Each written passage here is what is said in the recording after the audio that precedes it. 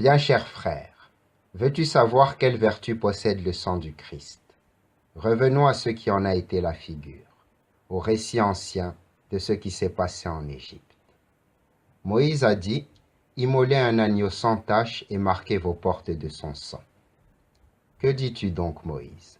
Le sang d'un animal sans raison peut-il sauver des hommes doués de raison? Oui, dit Moïse, non pas parce que c'est du sang, mais parce qu'il est la figure du sang du Seigneur. À présent, au lieu des portes marquées par le sang de la préfiguration, le diable voit sur les lèvres des fidèles le sang de la vérité préfigurée, marquer la porte de ce temple du Christ qu'ils sont maintenant. À plus forte raison va-t-il donc battre en retraite. Veux-tu connaître encore par un autre biais la vertu de ce sang? Vois d'où il a commencé à couler et d'où il a pris sa source.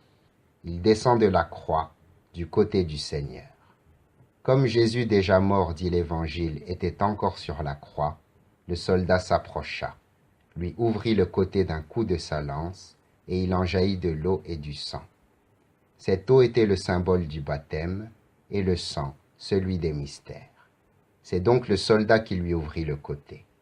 Il a percé la muraille du temple saint, et moi, j'ai trouvé ce trésor, et j'en ai fait ma richesse. Ainsi en a-t-il été de l'agneau. Les Juifs égorgeaient la victime, et moi, j'ai recueilli le salut, fruit de ce sacrifice. Il jaillit de son côté de l'eau et du sang. Ne passe pas avec indifférence, mon bien-aimé, auprès de ce mystère, car j'ai encore une autre interprétation mystique à te donner.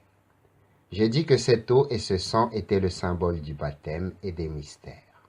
Or, l'Église est née de ces deux sacrements, par ce bain de la renaissance et de la rénovation dans l'esprit, par le baptême donc et par les mystères. Or, les signes du baptême et des mystères sont issus du côté. Par conséquent, le Christ a formé l'Église à partir de son côté, comme autrefois il a formé Ève à partir du côté d'Adam.